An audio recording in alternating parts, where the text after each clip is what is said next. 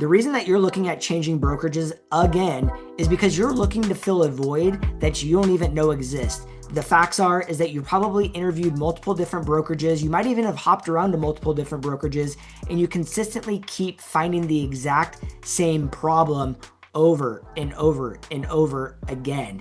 My name is Jesse Dow, and I am the co-founder and owner of the Channel Junkies YouTube for marketing agency for real estate and team owner of the Real Agent Now group that has closed over 832 transactions here at eXp Realty. I've worked with many of the real estate industry's top team leads, brokerage owners, real estate agents, brand new agents, and so on. The number one thing that I can tell you is that when you are looking at moving brokerages, or you're even just exploring that option, is there is no guide out there on how to pick a brokerage. Typically, when you get your license, you go and start talking to different agencies and you feel good because they're all promising you the same thing. And you're like, you actually kind of correlate it to a job interview and you almost feel like someone's offering you a job. Well, no, really what they're offering you is a place to hang your license, and then hopefully you guys can both make money together, right? Well, there's different levels, and there's also different levels of production and different fee structures. And the reality is, and what I wish I knew a long time ago, was that it's all a value exchange. And what does that mean? Is it means you give them something and they give you something in return. And there's multiple different models out there. There's flat fee models, there's capping models, there's non-capping models, there's luxury models, there's all sorts of models. But there are things out there that are like things that real estate brokerages should just automatically be a give me.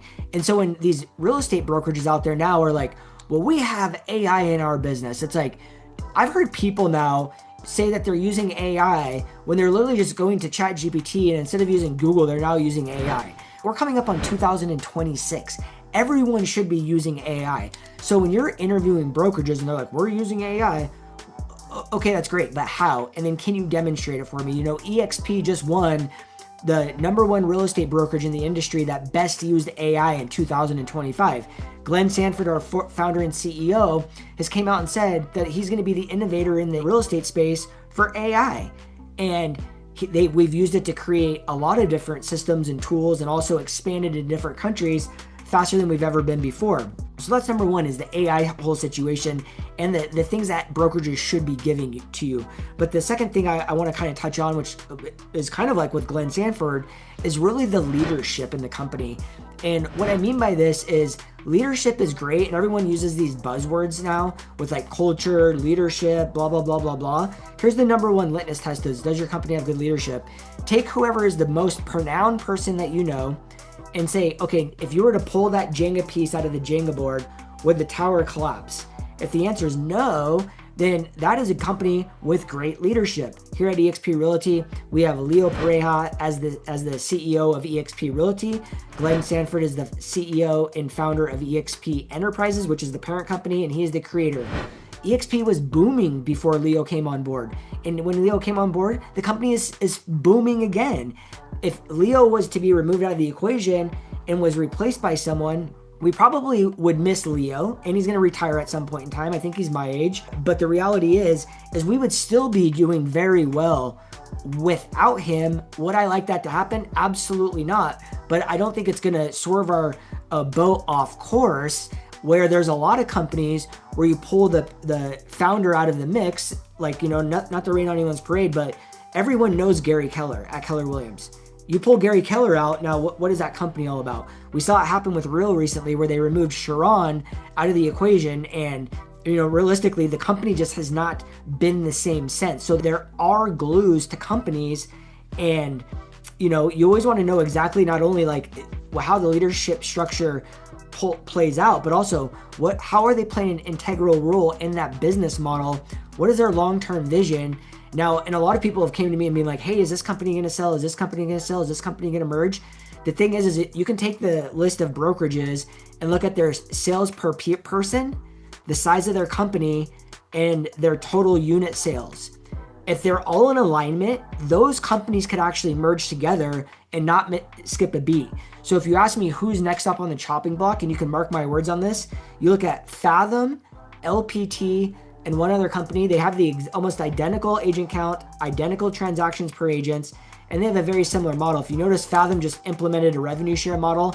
I think they're lining up for a merger or a takeover with LPT. You heard it here first, and that's just my bold prediction. And whether I'm right or wrong, we will find out. The next thing you want to find out is like the subcultures. Are there subcultures in the company? And what I mean by that, if you're looking at a local franchise, is there teams on that franchise that you could partner up with or join that's going to help support you? Are they going to help mentor you? And I never say coach, because people join me at EXP all the time, and I tell them straight up, I say, look, I am not a coach. I will help you, I will guide you, and I'll tell you exactly where you can find this information. And of course, we teach all of our agents YouTube for real estate, but we are not here to coach you.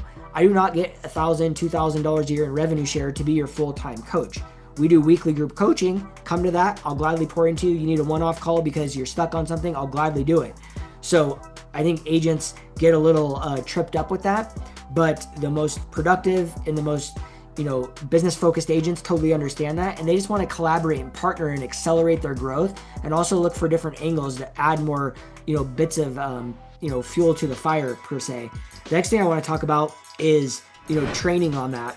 So training, in my opinion, is one of those things where everyone's like, well, we train, and it's like, great. Are you going to show up to your office with 30 agents that's going to teach you how to do open houses for the 50th time, and it's going to be the same 3 people that, are only doing sphere-based business? It's crazy. I've been in that environment. Or are you going to be learning from top producing agents all around the world that teach their number one specific lead generation tactic or conversion rate tactic that we use here at EXP? That's who's teaching on those stages. And I love that they vet the agents. But when it comes to the trainings, do they have a dedicated trainer? Do they have options to opt into training? Does that cost money? We have our Fast Start program for agents that are, new to a team, new to the industry. It's a 6-week all-intensive training program. I talked to some of the biggest agents in the country with the biggest teams. They make their team agents do that program 3 times before they even start feeding them leads. Some companies charge $750, $800, $1,000 for that. We give it here for no additional cost, which is fantastic, We have Team Leader Academy. Does your company have a path to show you success, to help you evolve your career? Or are you just going to be at this position that you're at right now where you're looking for a new brokerage? That's what I love about this. You could start here as a brand new agent, and you could grow your own team, create your own brokerage on the EXP platform. Then you could retire. I know it's a miracle. You've never heard of an agent retiring. What do we always say? You go to more agents' funerals, not their retirement parties. At EXP, we retire agents all the time, and I absolutely love it. And actually, there's one thing I'm going to talk about that you're not even thinking about this, and it's going to blow your mind. But let's talk about the tools in the CRM that your brokerage is going to offer you. There's lots of tools. There's transaction software. There's marketing programs. You could be using Canva. You could be using Cloud CMA. You could be using Back at You. The list goes on. You could be using Go High Level. There's so many different options. There's multiple different CRMs. The most powerful one is the one that you're actually going to use. I like simplistic. The reality is, people are going to come into your CRM, and you need to have a specific couple of nurture campaigns. And if you're working with buyers, no one cares about a baked apple pie. I'm here to tell you, everyone's grandma has a baked apple pie recipe. So if you send someone, this is my baked apple pie recipe, your client's going to think most likely you're stupid. I don't mean to be brash here, but that's just the reality of the facts. There's 3 things people care about home ownership after you close that they really care about. Number 1, they want to be reminded every year to check their insurance policy and their coverage and the cost. Number 2 is they want a property impact report. They want to know if their property's actually gained or lost value each year. And then the third thing they want is access to your referral base. And I'm talking about your painters, your cleaners, your landscapers. And I don't recommend giving them access to that at once. Make them reach out to you. And when we work with buyers, we give them a duty, and that is to pick the home. And then when we close, we give them a new job, which is to refer us business. And then we teach them and we train them on exactly how to do that, which is why we get so many referrals. But once again, you want to make sure that your brokerage is actually providing it. And if they are not, you're understanding it's a cost, because the last thing you want is to not get all these tools and you're like, but my brokerage is a flat fee brokerage. They only charge us per transaction. Yes, they're charging you $500 a deal, but you're also having to buy your CRM, your follow-up boss, your SkySlope, your marketing campaigns, et cetera, et cetera. And then that all starts adding up. The next thing you know, you're spending $50,000 a year when you could come to somewhere like EXP and get that all included. for a small cost of like 85 bucks a month. It's absolutely crazy. You just always remember, it's a value exchange. That's all it is. It's a value exchange. And then the next thing I want to talk about is, does your company provide leads? So with us, we have our CRMs, they provide leads. You can create squeeze pages, those create leads. You can do postings, those create leads. And if you want the company generated leads, we have that too. So, we have relocation, we have bank-owned properties, real estate-owned properties, we have massive referral division network. So there's lots of different ways to get company generated leads. And, there is an additional cost to that. However, if you're an agent and your number one priority is leads, you're probably not picking the brokerage for the right reason, and you're back to watching this video, which is exactly what I'm talking about. When you're selecting a brokerage, don't even ask if they give you leads, because typically those leads that they give you, they either come at a great cost because they're very expensive, and if you're struggling and you need deals right now, it might be a good option for you, or B, they're just garbage. I would say 99% of them are typically garbage, unless they're like a very hot fee, which then, let's just say it's a relocation that comes from Cardis, which would never happen because I think they give all their deals to Berkshire. And so you get that, and you have to pay a 50% fee. Okay, great. You're not doing anything besides literally getting a warm handoff to a client. Now, once again, value exchange. You see how that works? Now that I talked about that, there's two more things I want to speak on really quick. But if you ever want to have a conversation with me about eXp Realty, and you're like, oh, I'm already talking to this agent, I just want more information, reach out, give me a call, shoot me a text, or even send me an email. Or the best way, right here, schedule on my calendar link. This goes directly to my calendar. We'll set up a call. Remember, we have co-sponsorship. So I'm also like a matchmaker. I love to talk with agents and then understand, hey, this is what you're looking for. Oh, I could partner you up with the greatest agent over here that's gonna add this to your business, but I need to understand exactly who you are, what you're looking for. So schedule that call on my calendar link right here. We'll sit down, we'll go through your business, we'll understand where you wanna take your business, and we'll find you a phenomenal co-sponsor along with myself if you wanna work with me. If you end up not wanting to work with me, it is what it is. I totally respect that, but I always say, like, at least sit down, have the conversation, and understand. But the second thing I want to talk about is the cap and the fees. And then I have one more thing I want to talk about that no one ever looks at, but the cap and the fees. You know how many people are like, oh, I'm just looking for the cheapest brokerage. And I'm like, cool, how many deals did you do last year? 2? Okay, that probably shouldn't be your number one priority. When I was getting into the business and when I was just trying to find the best value, I was looking for the best training, the one that could teach me how to sell real estate, build a real business, et cetera, et cetera. And I didn't get it because I just didn't understand how it worked. I never had somebody to sit down and have a truthful conversation. They were all just trying to present their own business to give me exactly whatever they were selling. And then I got into it. I moved brokerages within 90 days. And then I went through the process again, hit my ceiling. And then I was like, all right, I really need to get somewhere that helps me go to the next level. The fastest way to get to the next level is by being around people that have already done it, which is why my business went from 10 million to 50 million to 100 million year over year here at eXp Realty. And there's teams here doing billion in transactions. So if you want to take it to that level and you want to build that type of business, guess what? There's people here doing it and you can learn from them. But it's always that value exchange. I hear agents all the time, I only pay a transaction fee. It's like, great, how many deals have you done? 20. Okay, so you paid $10,000. What happens if you do 40? Now you pay 20,000. What happens if you do 500 deals? Now you're paying $250,000. There's no limit on that. The brokerage knows if you get to that number, you're going to move to a capping model. So then therefore they're not incentivized to help you grow. It's the same thing with like models like Fathom. I call it a flat fee mid-tier brokerage because they know once you get beyond 20 deals, you're on borrowed time, because they know once you get beyond that, you're going to start looking elsewhere to get into a capping model, which here, if you're someone that doesn't understand the way it all works, is capping models are designed for producing agents. Non-capping models or flat fee models are designated for or set up for low producing agents. So I think there's a mix of like where your business wants to be, because you're going to be surrounded by all those people, if that makes sense. And it's very simple to figure it out, who the flat fees, the caps, so like Berkshire, they're a non-capping model.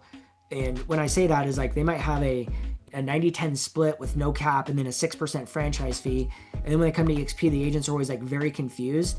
And then I'm like, let's sit down, let's go through the math, let's pencil it out, let's see how it looks side by side by side. And then like, let's just see the opportunities. Because a lot of people also confuse at EXP the stock with the revenue share. Stock is the stock that you get from the NASDAQ, from EXP. And then revenue share is cash in your bank account. Two wildly different buckets. So that's pretty much, and then always there's fees.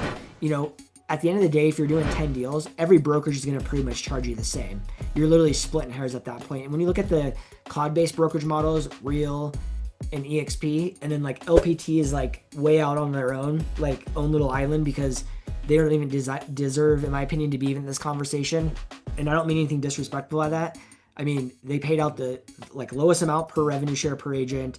They have the lowest agent count per cloud model. They're very similar to like a Fathom. They're like a flat fee brokerage. 95% of their agents are on the flat fee, low producing model. And then they want to play with like Real and EXP. Like even revenue share and transactions per agent at EXP is 3 times greater than Real.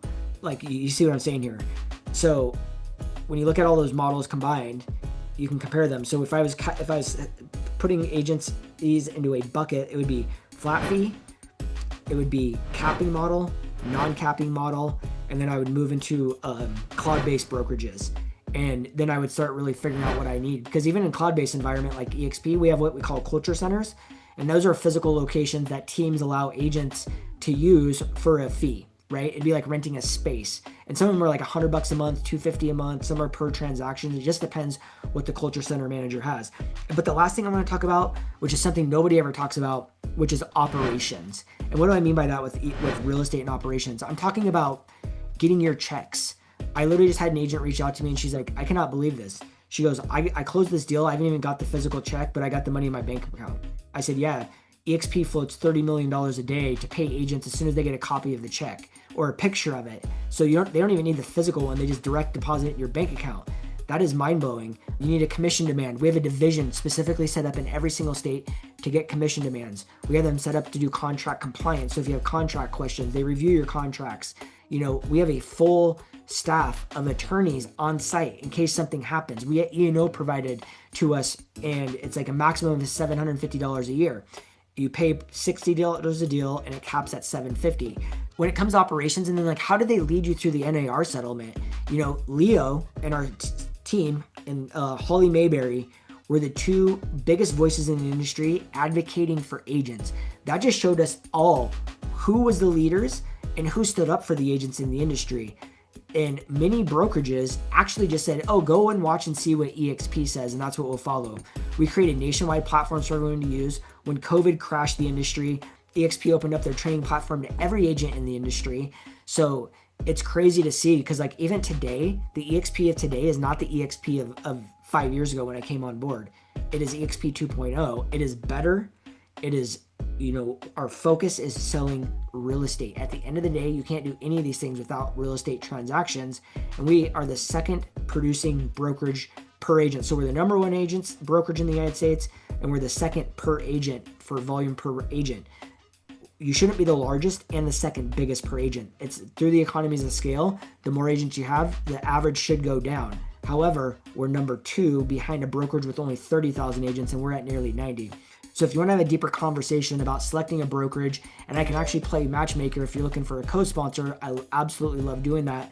I highly recommend jump on my calendar, schedule a Calendly call right here on my QR code. Just break out your phone, scan it. And if you're watching this on your mobile, just go down the description, grab my Calendly link. Let's have a civilized conversation. Let's compare models. Let's have a conversation. Let's dig in. Heck, you want to debate me on it? I would love to do that too.